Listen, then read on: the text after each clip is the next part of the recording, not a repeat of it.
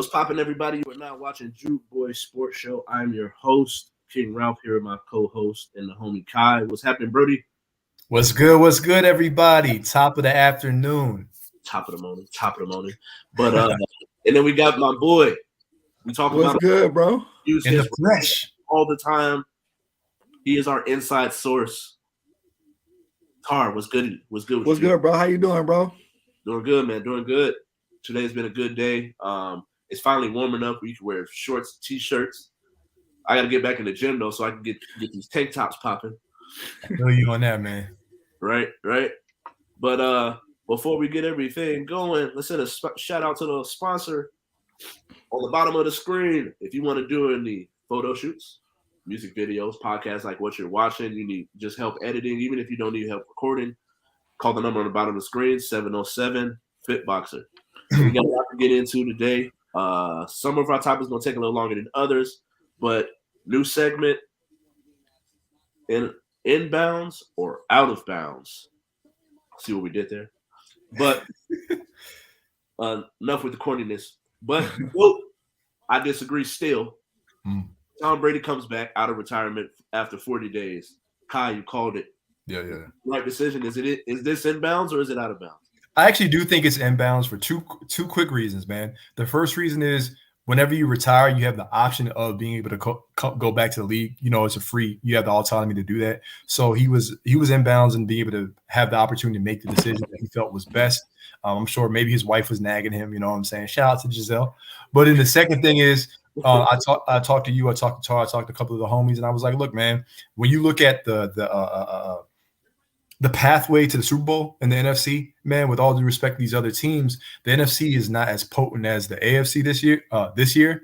And I mean, Russell Wilson just moved to the AFC. All the up and coming quarterbacks are in the AFC. And we talked about at the end of the season on one of our shows how we thought that Antonio Brown, great talent, but he betrayed the team. You got that. Then Chris Godwin, not his fault. He got the knee injury, and then you see how the defense performed in the waning seconds of that game. And so I kept telling everyone, I was like, yo, if I'm Tom Brady, I'm like, bro, like, even if you didn't think they were going to win the Super Bowl, like, they had every chance to get to the Super Bowl. So I'm like, bro, I felt like he was retiring prematurely.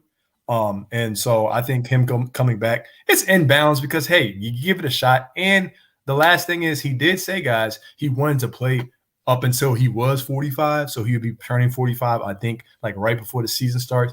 So I say, hey, give him a shot, you know what I'm saying?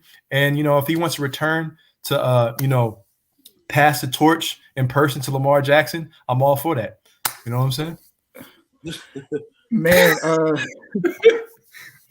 to quote Ryan Clark, Tom Brady's kids must be bad as hell, bro. Nah. But I think he did Tampa Bay a favor, to be perfectly honest with you, because all the quarterbacks were kind of off the market, and they didn't really have time to really get no quarterback. They was looking at Baker Mayfield. I don't know if y'all guys knew that, but they were looking at Baker Mayfield. So they were doing extensive research on Baker Mayfield and Carson Wentz. What type of research do you have to do on Baker? There's nothing to do. Like, you're gonna be like his commercials at home with Baker Mayfield come playoff time. You're gonna be at home. So they were looking at him, and then it's like the free agents too, right? Because he made it. It was poetic justice in a way when he did it, because of free agency. They just got Russell Gage today, right? Good, a nice little slot receiver, 66 catches, 860 yards, 6 touchdowns. So you got a nice little slot receiver that's coming in. Ryan Jensen, their center, they were gonna end up losing him more than likely. They did lose their guard. I mean, Marpet retired. The other guard ended up going to the Bengals. I think it was Kappa that went to the Bengals. So you ended up losing some guys, but now that you know that Tom Brady's going to re-up for the second year, now you're going to have more guys comfortable wanting to come to Tampa Bay, like the Gages. Carlton Davis re-up. They were probably going to lose him. So now knowing that Tom Brady is coming back, you want to play with the GOAT, right? You might get Leonard Fournette to come back. So they did Tampa Bay a favor because they didn't really prepare for life after Brady. So now that you have Brady in place, you can now start to kind of groom and get his replacement a little bit, because you don't want to be at home with Baker Mayfield. That's crazy, bro. You know what I'm saying? Like, and the quarterbacks that are available, their options aren't that rich. You don't want to end up being like the Steelers who had to get Mitchell Trubisky because they didn't prepare for life after bid. So I think that he did them a major favor by coming back because they weren't ready for him without him. They just weren't prepared for that. So you can't get Deshaun because you don't have enough to get Deshaun.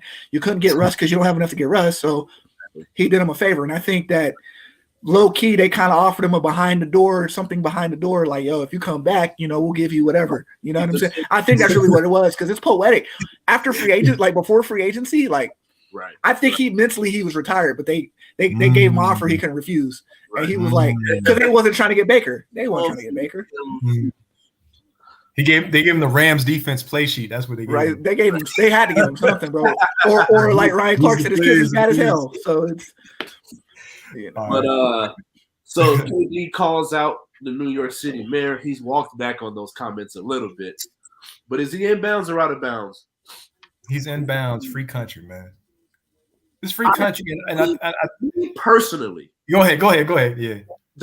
If you think about everything in context of what we're talking about here, everything from the fact that Bradley Beal and Kyrie pretty much made the same statement around the same time. Kyrie can't play. Bradley Beal can go play against the team that Kyrie plays for in the building Kyrie can't play in. It's cool. But if Kyrie goes to there, then Kyrie can play. Right. So it's like that right there is a double standard in itself. Then on top of that, the team doubles down, says he can't play. Then they need you. Now you can come play.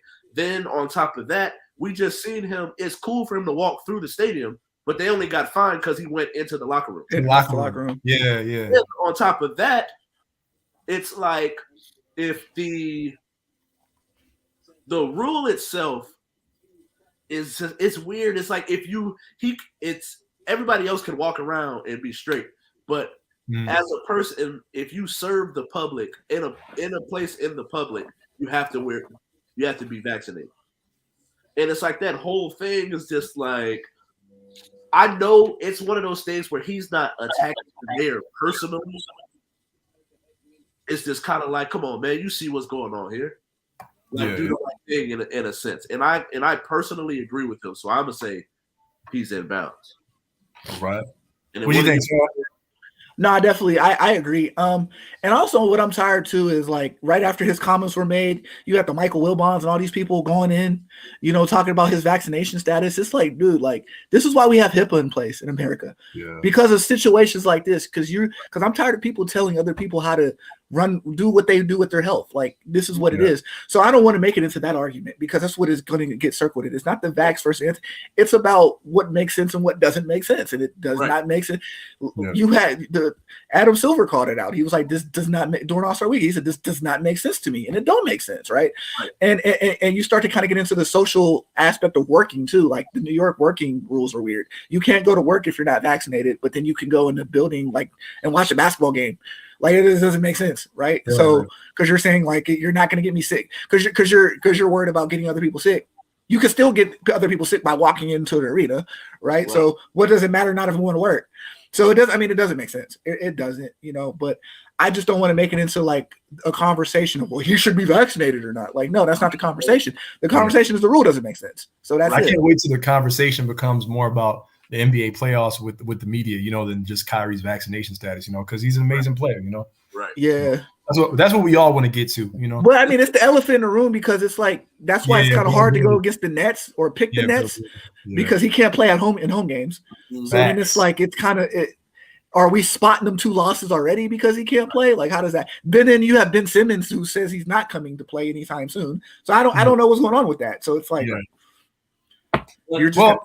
I know we don't have him winning not the Super Bowl, the championship. So unless someone picked them to actually win the championship, which I know some people are, Vegas, that's on you.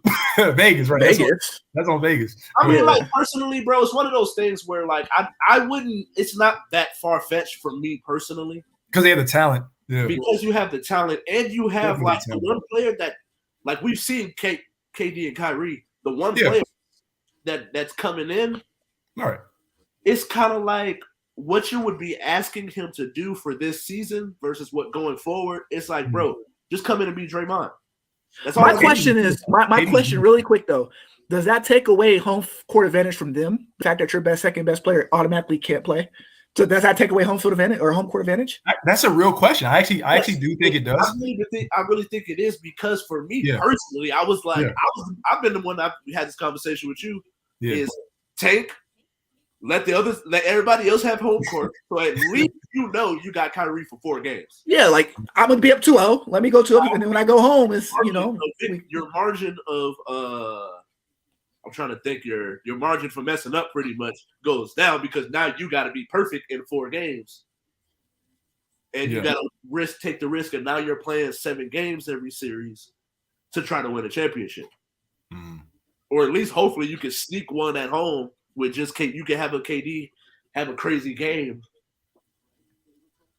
But I think that everything that Ben offers to the table, defense included, being able to guard all 5 positions. At a certain point, you could probably even throw Ben at the 5. He's the key to me, bro. If he plays, I've always said, I've been saying that for like 3 years. I was like, put him at small ball center. Yeah, he's the key to me. Draymond with more athleticism and can defend actual ones. Exactly. And so I think that's going to end up being crazy. But for the sake of time, going to the next one, Coach Pop becomes the winningest coach in NBA history. A lot of people calling him the GOAT coach. Is he the GOAT coach? Look, man, I like Popovich. He's cool, you know what I'm saying? But I can't call anyone who despises the 3-point shot the GOAT coach, man.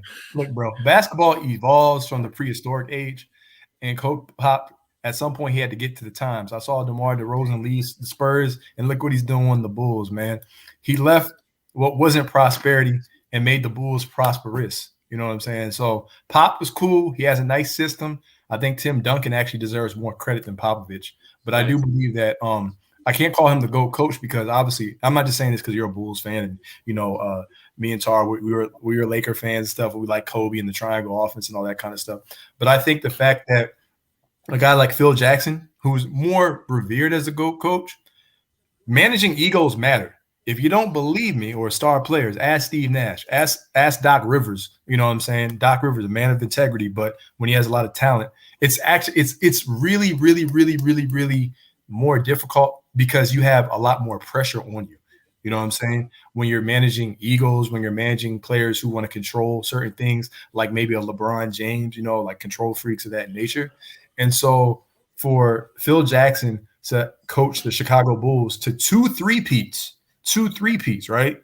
I know he had Jordan, but to 2 3-peats, there's a physical and there's a mental aspect as well that he has to tap into his players. It's not just all in on the players, right?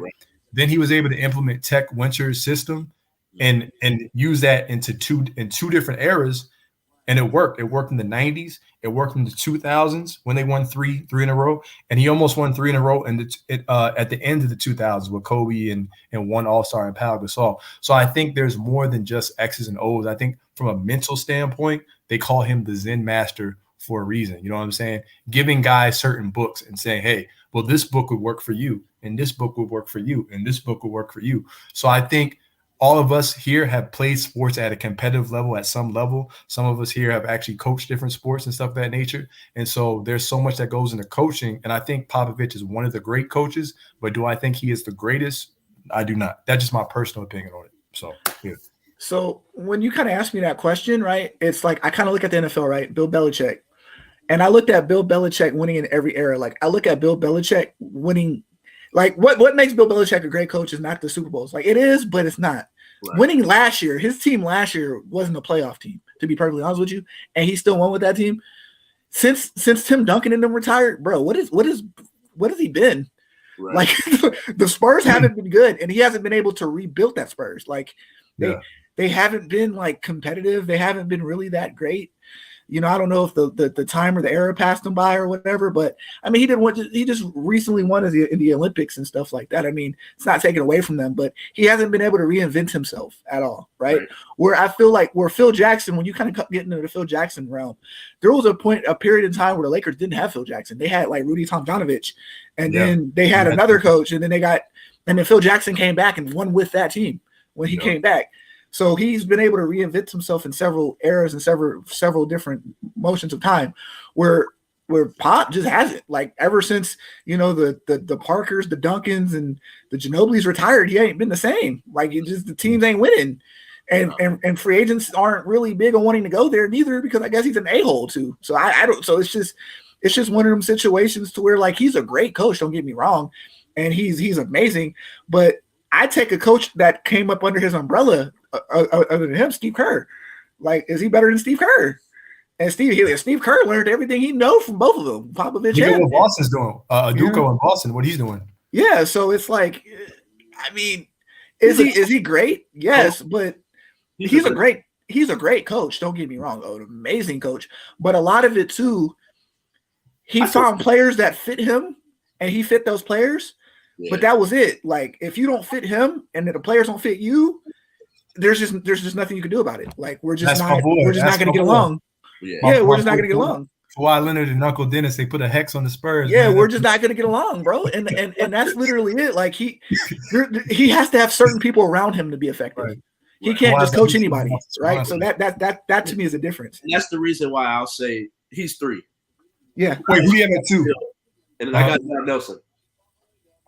Nelson? Yeah, because I think that what he was able to do with that We Believe team, as well as like. He pretty much ushered in the small ball that the Warriors took to the next level, like the Steph Curry Warriors, not the We Believe team. So that's the reason why I would him like. But if you give him players like a Popovich or because the one thing that I hate when people bring up that Pau Gasol and Kobe team, they try to act like after Pau Gasol. That there just was a bunch of trash just laying around. Lamar Odom. Lamar Odom was nice. First off, having Bynum, Pau Gasol, Lamar Odom, and then Kobe after that. Yeah. In your starting lineup, or even like your lineup, swap Trevor Ariza and Metta World Peace. You swap either one. I hate when people try to. They always show that picture. And they're like, oh, Kobe and a bunch of scrubs. Yeah, bro. They do that with LeBron too. They do it with LeBron. That LeBron thing boils me. It's the fan bases thing. It's the fan bases thing. It boils me to no end.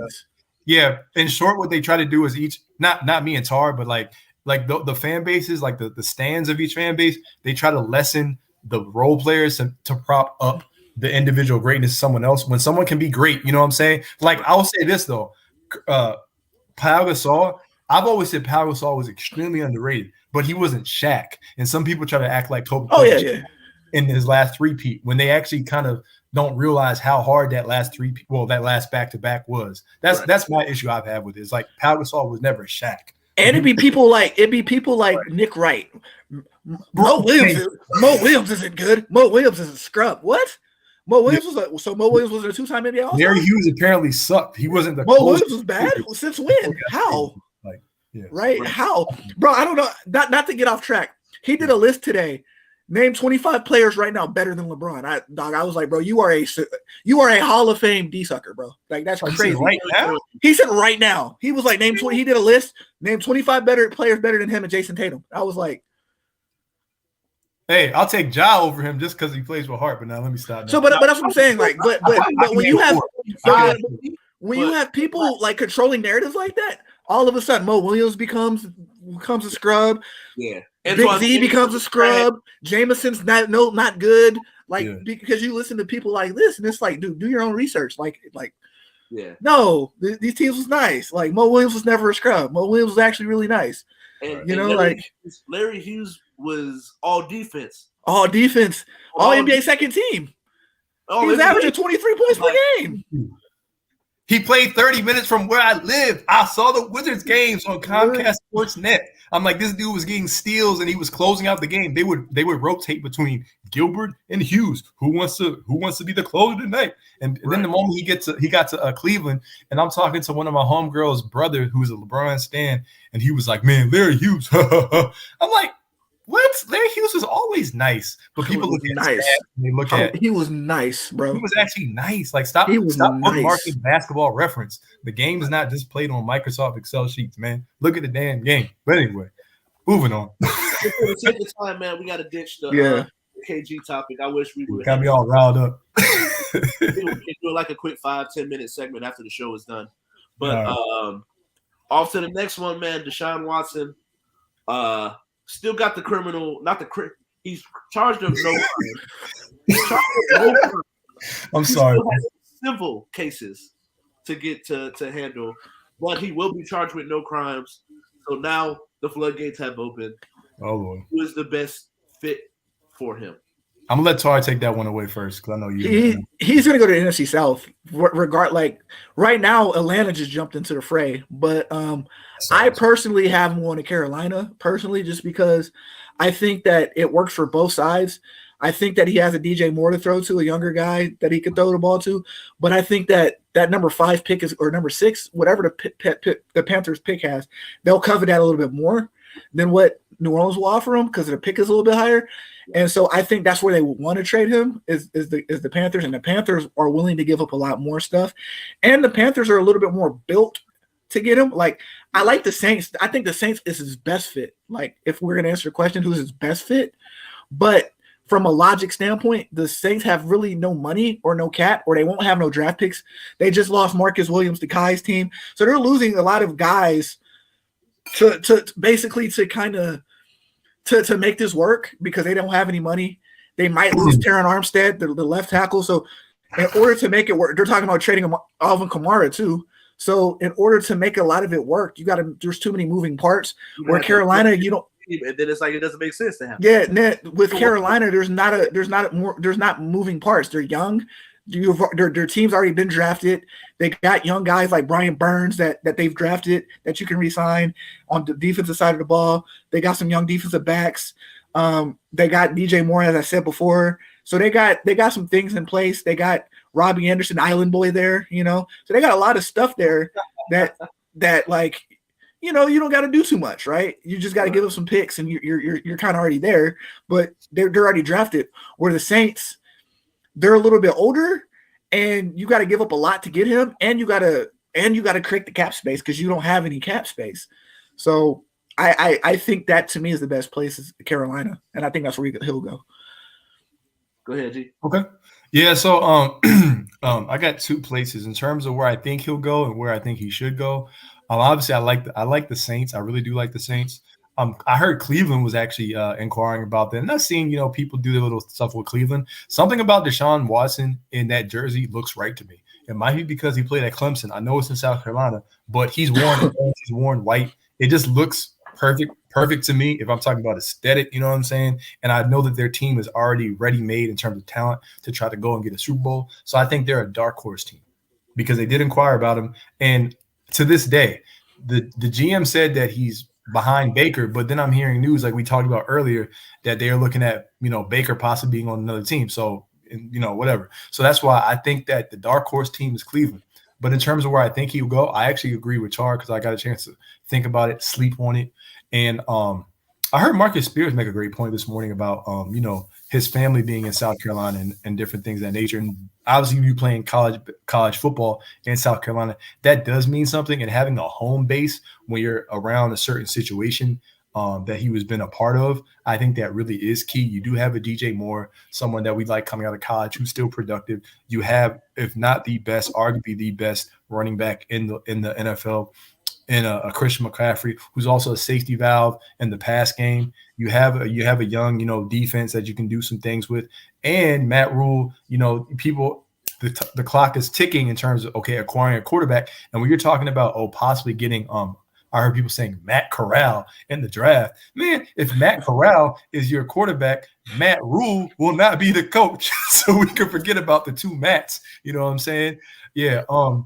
So I think that might put some pressure and kind of bolster Tar's point about, the Panthers, because you might be like, oh man, I gotta go into that negotiation. Be like, I gotta get Deshaun Watson to sign on the dotted line. So I think ultimately he will end up in Carolina. And the NFC South is, as they call weak sauce outside of the GOAT. So there you go.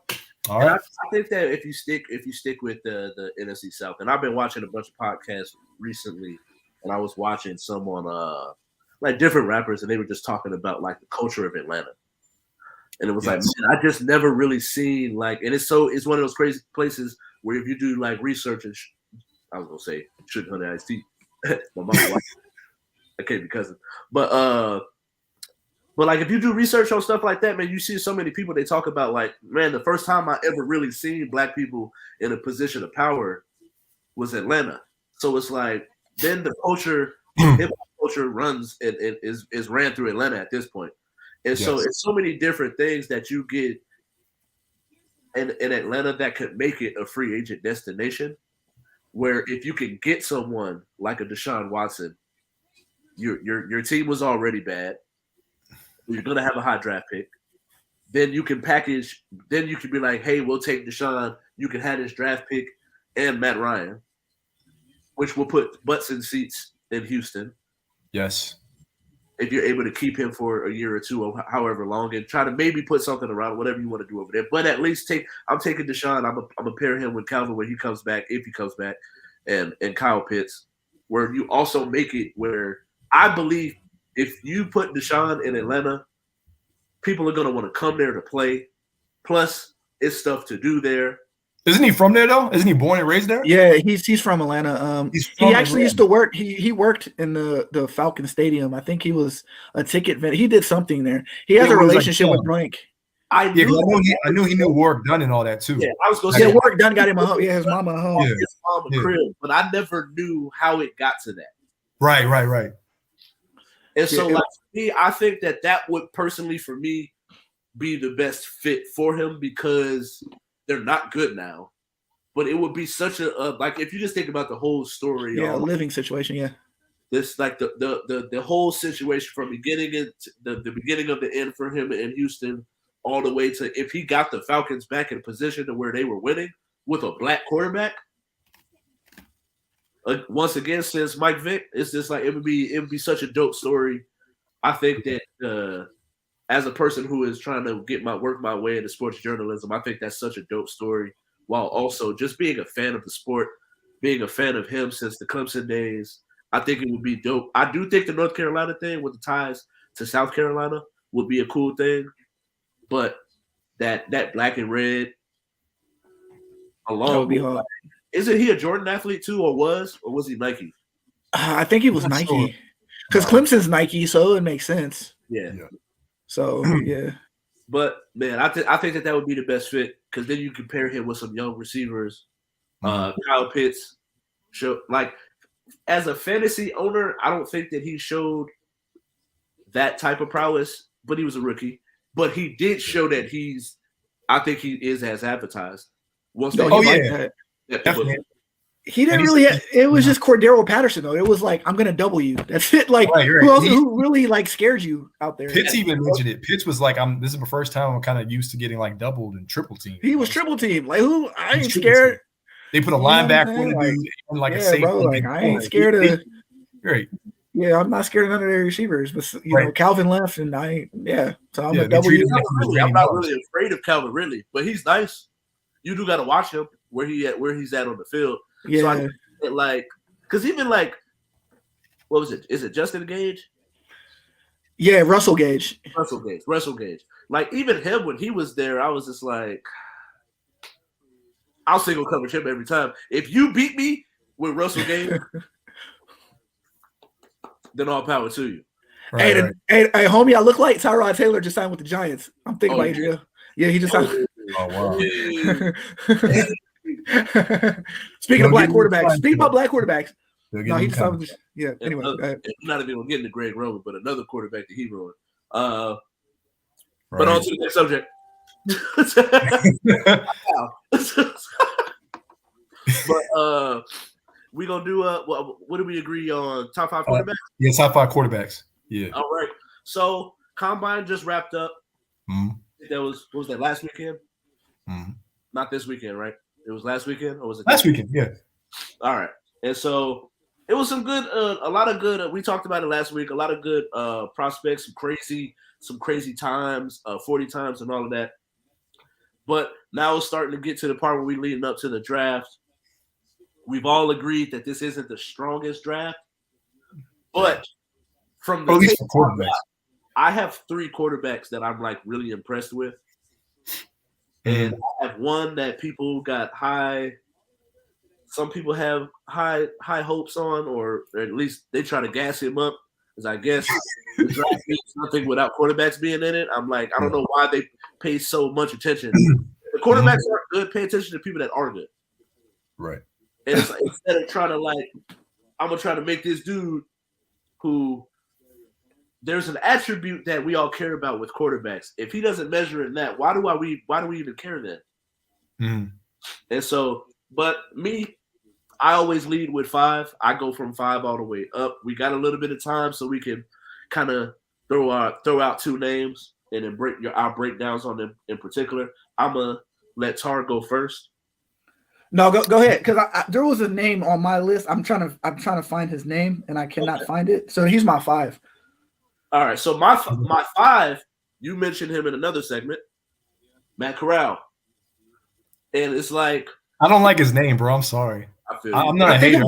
I think of Golden Corral, bro. Thank you, Matt Corral. He sounds like a bust, man. Y'all can judge me if you want, but I love Golden Corral, bro. I mean, they got some cool mac and cheese, you know, like the mac and cheese that was maple butter with the roll. Whoo, bro. Oh man, he must go. Hey, Tar, he must go to that high end Golden Corral, not anyone around here. Sunset and Stephanie. That's his name. Yeah. My one, bro. But shout out to Elena's mom, because like that was like our spot at one point. But shout out Daphne Salcedo. What up, girl? But Matt Corral, 6'2", 212. I think he's a little slender in the frame. He has, and the attribute I'm talking about is hand size. Pause if needed. He has 9 and his hands are a little bit about 9.5 inches in size. My comparison is he just looks like he reminded me of watching him on tape. He reminded me a lot of Zach Wilson. And I wasn't that high on Zach Wilson in the first place. So it's like he had decent mobility and decent accuracy on a deep route. But it was like, and he was able to outduel Malik Willis in a head-to-head matchup. Now we know this ain't basketball, so Malik wasn't out there guarding him. But when you're compared to someone who could go high in the draft, and to me, you got a 3rd or 4th round grade, then I think at that point you kind of gotta give him a little bit of props. Although I'm not, like we said, we all agree, I'm not that high on him. But at 5 I got Matt Corral, and then at 4 I had Desmond Ridder. I even want to put him at 3, but there were some things for me that had me like the fact that he struggled with the deep ball. Because my comparison was Alex Smith. He's a more athletic Alex Smith, in my personal opinion.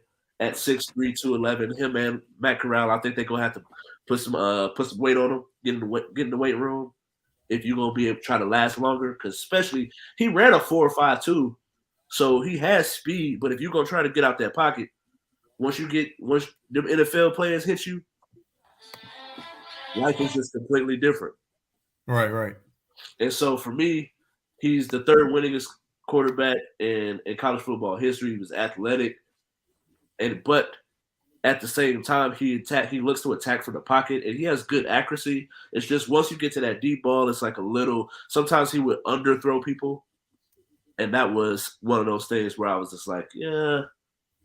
While also being fast, he's not that elusive. It kind of reminds me of like if I had to put although I do think he ran a faster 40 time, like a Robert Griffin, where straight line, I'm straight. But if it's like you got to have that twitchiness to not get hit in the open field, that's where I would be afraid to take a pick that high on one of those 2 guys. Okay. I guess I'm next. Or jump in there, man. Get in there. Bro, when I tell you once again, there's only 2 quarterbacks I really care about in this draft. One has the most upside out of all of them, but I just, Matt Corral, man, I just don't see that. Matt Matt, look, man, someone's gonna find this video one day and just like send me hate mail. But Matt Corral, no, Matt, no. I'm not knocking your thing, but Matt Corral, no. Kenny Pickett, like I got. Look, man, it's tough. It's really tough for me, man. It's really tough because Kenny Pickett, he has the height. He's 6'3". So I like quarterbacks that can actually see over the line. I really do, especially because I always look at guys like Baker Mayfield and all these short quarterbacks. And Kyler Murray's a good ball. But also, the smaller you are, right, and you get hit, it's over for you. So off the strength of his height, he's there. You know, he can make some good decisions with the ball. He goes through his progressions.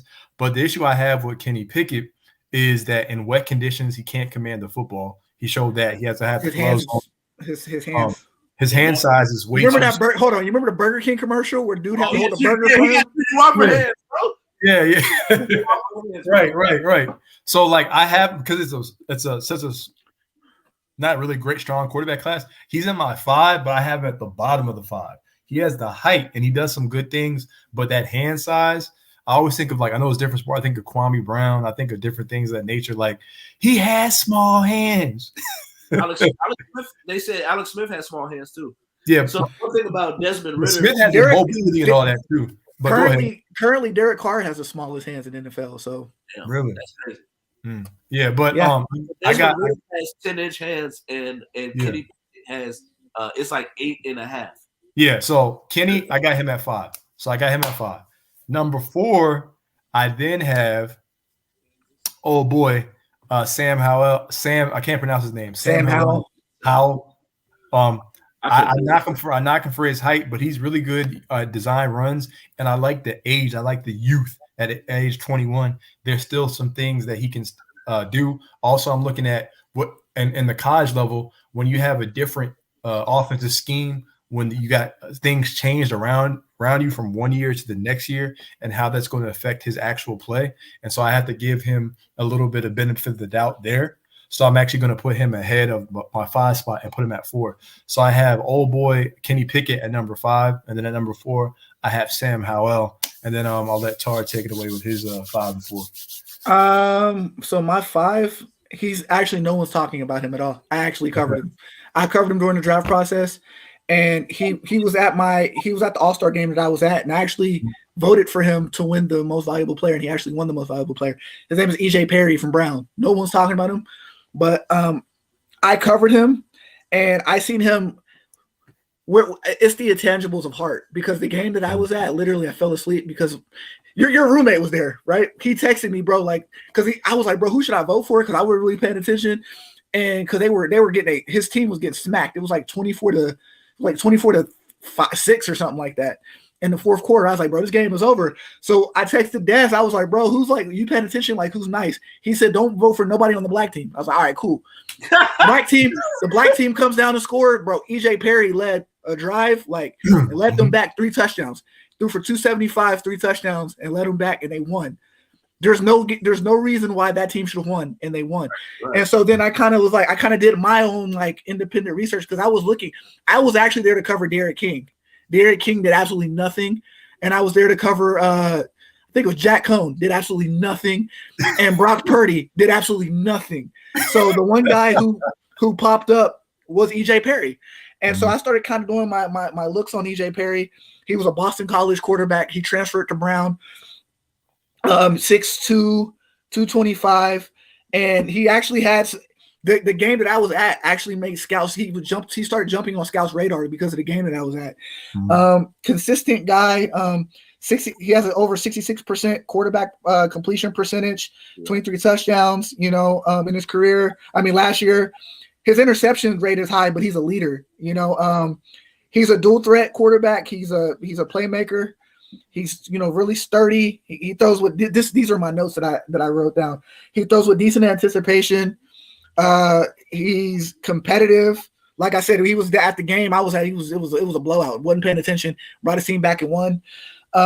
Could provide. He's tough. Earned the East West Shrine Bowl offensive MVP honor. So he actually had 241, 3 touchdowns. Like I said, and I just like that.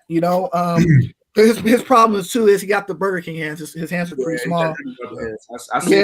He ran a 4.65 too. Yeah, he ran a 4.65. Yeah, That shocked me at the combine. Him running. That's another thing that jumped up is the 40, right? So I was like, this guy. He has his release. I compared it to the Byron Leftwich. It's the javelin release. I have a problem with it, but it was getting there. He was accurate, but when you throw like that, he was making throws with anticipation, right? So he gets the javelin out. So I'm cool with that. My dude said the javelin release, man. Number 4, the number 4. I'm gonna have to go Hal. I cannot stand Ritter. I think Ritter reminds me. Y'all remember the combine where Tyree Jackson was throwing the ball and Steve Smith got him out of line because the way he was throwing the ball. That's how Ritter throws. Ritter throws the ball too damn hard. That's why he overthrows. That's why he's not good on the accuracy, because he overthrows the ball.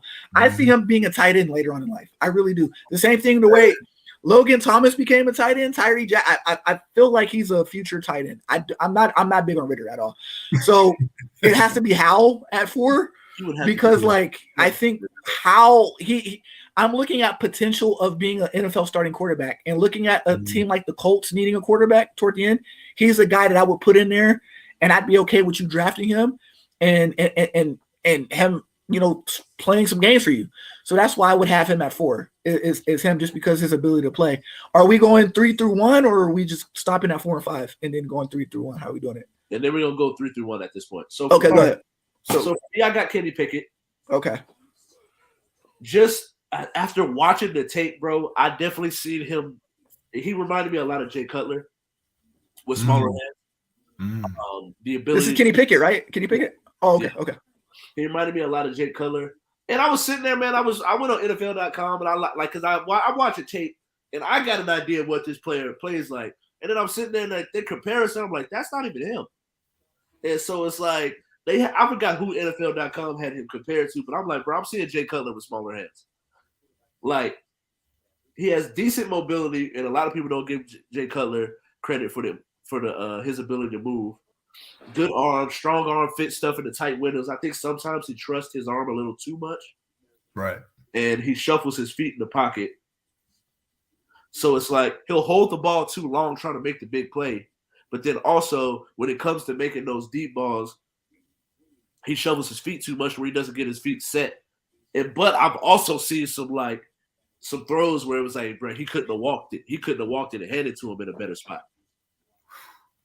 And so after that, Carson Strong, like everything we talked about, the only reason I don't have him at 1 is his injury history, which he didn't really get hurt in college, but from the reports and the stuff that we talked about it before, it's like it's hard to say that he's going to be the best quarterback in this draft when you have a degenerative knee injuries or degenerative knees. And so it's like, but if he could keep that thing healthy, I seen some throws that I was just like, yo, he was doing some stuff, bro. Back shoulder placement, stuff on the sideline, over the top. I was like, I know they was making a joke of calling Carson Wentz walking to him, but I was like, this is the real walking to him. What did he have? Like he was what was it, 70% completion percentage? Yes, sir. Yes, sir. 8 interceptions. Like the precise throws. It was beautiful to watch. And then I had him like we agreed, watching him play. It was like kind of watching Drew Bledsoe's prime, and and so I'm like I wish the best for him, because as a Derrick Rose fan, anybody with knee injuries, I'm like, bro, I just pray you able to do what you do. Right. And then Malik Willis at 6'1", a little smaller at 215. Like I was talking to Dez. I was like, yo, he's a foot taller than me and 10 pounds lighter than me. Which is crazy. He's an inch taller than me and 10 pounds lighter than me. So it's like I compared him to Russell Wilson, but he has a rifle of an arm. Good size hands, 71 QBR, but he had 5 games over 100 yards rushing. The one thing for me is, Tar, did he run the do you know if he ran the 40? He did not run the 40. Right? Nope. So he wanted to shove his arm. The tape, he didn't blow me off the screen with his athleticism. So it kind of makes me like, if you if you're so small, he does have a hell of an arms, which is like why I'm like I would take him in the first round. Everybody else I mentioned outside of Carson, I got third or lower as far as my grade. Carson, I would take a risk with him in the second round. Just because I think that if he can hold up for 2 contracts, I think that he's worth taking. But Malik, on the other hand, it's like so much upside with what he's able to give to everything, and that's why I got him at 1. Okay. You want to guard me? I'll finish my 3. So 3, okay. I got the Riddler, Desmond Riddler. I'm not going to stick on that too long. Who did I have? Who did I put at 2?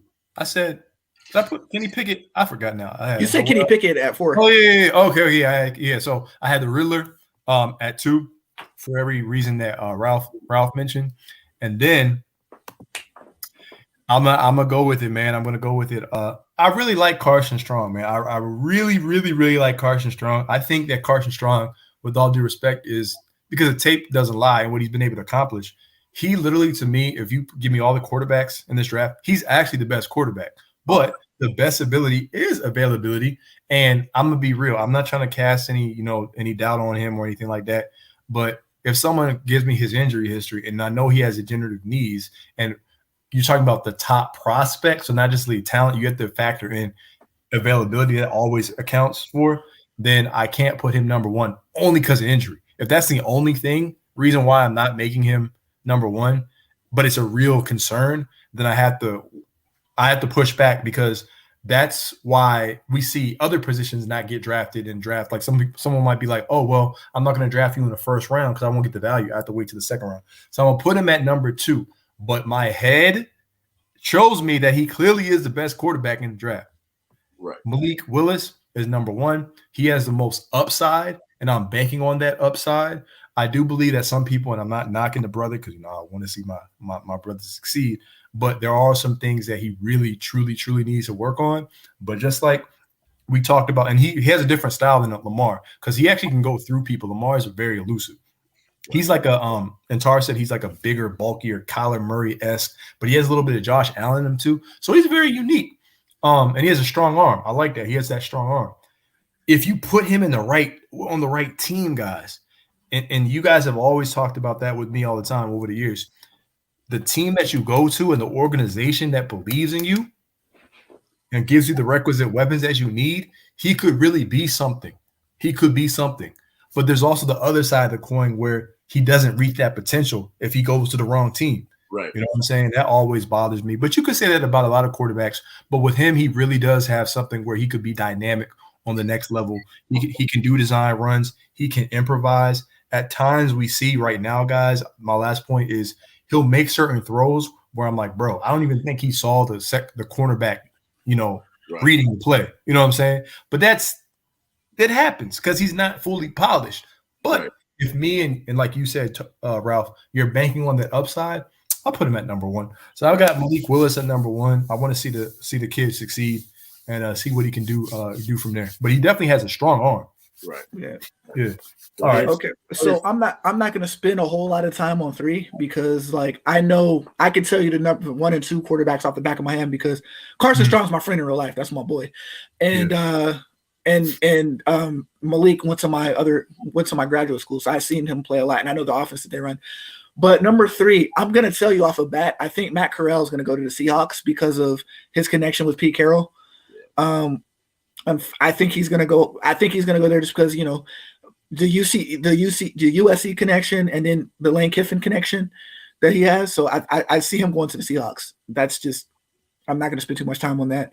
Right. They kind of see him as like, I look at him a lot in the same way I look at Baker Mayfield. Like they have the same, they're the same quarter. Baker Mayfield, Johnny Manziel, they make a lot of plays off schedule. That's what they do well. They make plays off schedule. They're not going to kill you with arm strength. They're not going to kill you with all that, but they're going to kill you with off schedule plays. And I guess that's what Pete Carroll and them are looking for. I have no idea. And another interesting connection is DK Metcalf went to Ole Miss. Right. Matt Corral was there as a freshman when DK Metcalf was there, and AJ Brown. He wasn't his quarterback by no means, but they were still on the same roster. So there's a Ole Miss connection. So I kind of just see that. Kenny Pickett would be number 3.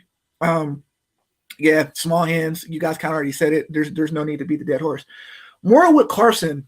So the issue is his knees, right? He gets his knees drained every week. I can tell you guys that for a fact. He gets his knees drained every week.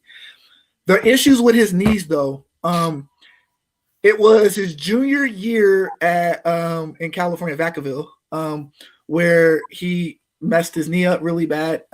He didn't play his senior year. Nevada was the only college to give him a scholarship because he ran an air raid, and he stayed healthy through. He made his debut with Nevada. We were looking for a quarterback, and he made his debut as a freshman against Purdue as a just a redshirt freshman.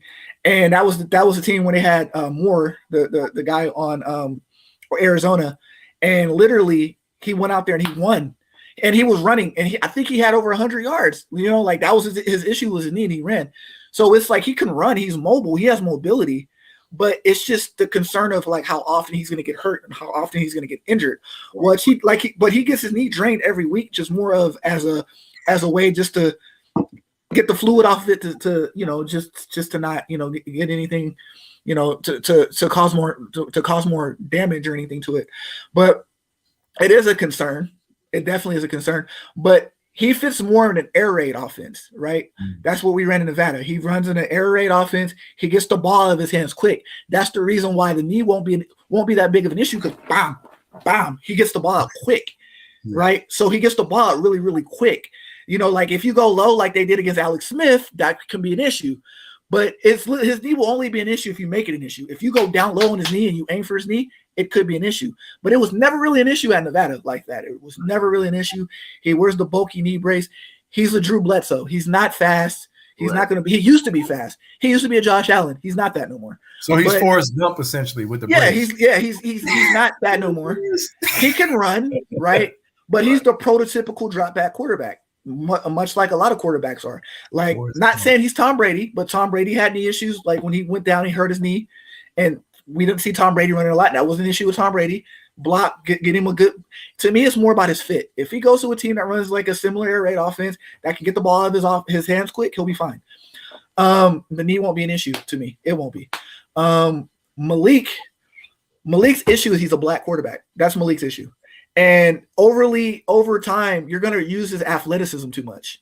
Right. Where the kid, he has Derek Carr, Jay Cutler, Matthew Stafford arm. He has that arm. But they overly use his speed too much. Mm-hmm. And in certain instances where he can't run the ball, he's going to get stuck and he's going to try to make the perfect throw. And the perfect throw, he tries to overly trust his arm strength. Yeah. And it comes with deflection. That's where interceptions came from. The interceptions came from they're trying to do RPOs too much. Run pass options. He reads the run, it ain't there. I'm going to drop back and throw the ball, and I'm going to throw it. And he trusts his arm way too much, right? Because he has an arm. He has a hose for an arm. But if you don't overly see him as a black quarterback and just use him as a prototypical quarterback, he could be a Russell Wilson. I have him more. Here's my like thing. He's Jalen Hurts body-wise, running-wise. He's Jalen Hurts, but arm-wise, he's Derek Carr / Jay Cutler, arm-wise. Right. He's accurate, but he can run. So It's like he's Jalen Hurts that can pass, essentially. But if you overly rely on his aspect to run, you're just going to pigeonhole him. Like, I don't want you to overly rely on him running because he can actually throw the ball. It's like when you stop when you let Russell Wilson be Russell Wilson, he's not. I'm gonna drop back and throw the ball. He can be that. But if you just constantly want him to run the ball, you're gonna. That's where his interceptions come from. The RPO ain't there. I'm gonna force something in there because I trust my arm. Boom, deflection, interception. Right. So that's where they come. That's where they came from. And then for the sake of time, we got to move on. We got about almost a little over 5 minutes. Okay. So we got to make these Final Fours quick, precise. Kai, what you got in the Final Four, bro? All right. Coming out the West, I have Penny Hardaway's team, the Memphis Tigers. Then, coming out the East, I have UCLA. Hey, you ever been to a UCLA party? I won't get into that. Anyway, coming out the Midwest, I got Iowa, or that sound Shaq makes. And then from the South, I got Arizona, man. And then yeah, so Memphis, UCLA, Iowa, Arizona. I got Arizona beating UCLA in the championship game. All right, Tar. I got Purdue, I got Duke, I got Arizona, and I think I got Iowa. Or no, I have Iowa in one of them, but then in my other one I have Auburn. But for the sake of this show, I got Auburn, I got Arizona, I got Purdue, and I got Duke. And then I got Gonzaga and Purdue going head to head, and then I got Arizona and Auburn going head to head. I would not be surprised to see UCLA or Iowa in the Final Four. The experience that UCLA was able to get last year, and pretty much almost having the same team with better young players. Yeah, return those starters. Exactly. And it's like, so I think that when it really comes down to it, you never know what can happen. Like we said, like we talked about off camera, it's one of those things that even the Andy Katz, the Joe Lenardis of the world, they're still giving educated guesses because someone could get into foul trouble, someone could get hot, someone could go cold. So, but I wouldn't be surprised, man, like when you really go down through this bracket, I actually got Murray State getting all the way up to playing against Purdue. And then you never know what happens with Loyola Chicago, man. They every year they go, they look like there ain't no way they win, and then they find a way to get deep in that thing. So you never know. Yeah. I'm not trying to be funny, and if she's alive, is she alive, bro? Yes. I truly believe that if she passes and when she does, it will be a thing where it makes Sports Center. Oh, okay. Yeah, I'm not trying to be that person because like I just don't know. She's old. So.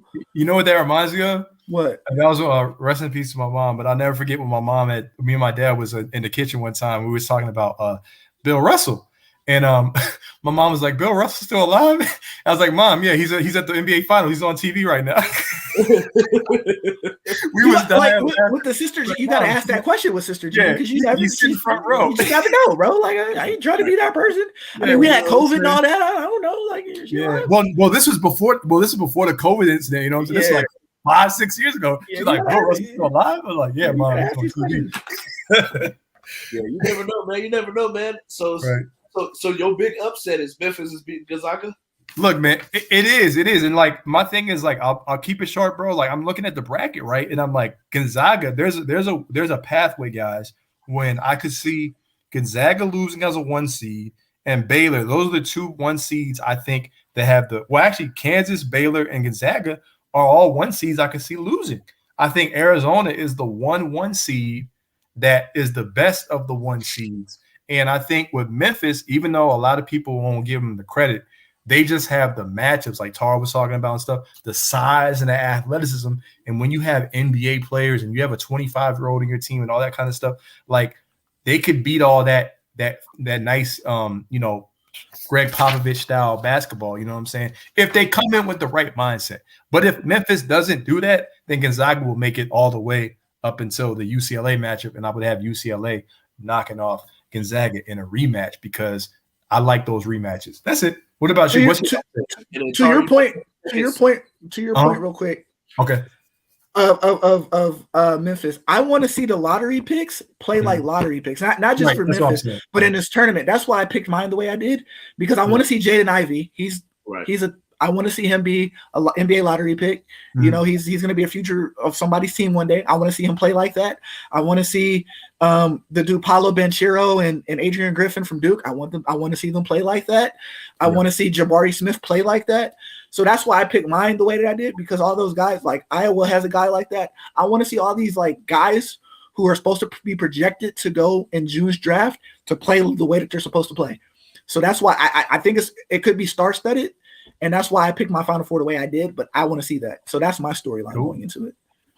But thanks, man. Thanks, Tara, for coming on, man. Absolutely. We got to get out of here, though, running up on that time. But make sure you follow me on Instagram as well. Make sure and Twitch at KYNGRALPH. Make sure you follow Kai at his name on the screen at the House of Hoops on IG. On IG. Make sure you follow, like, subscribe, all of that. Our Facebook page name will be changing, but for now, it's the He Say She Say channel on YouTube and Facebook. Thank you all for watching. It was a pleasure. Peace.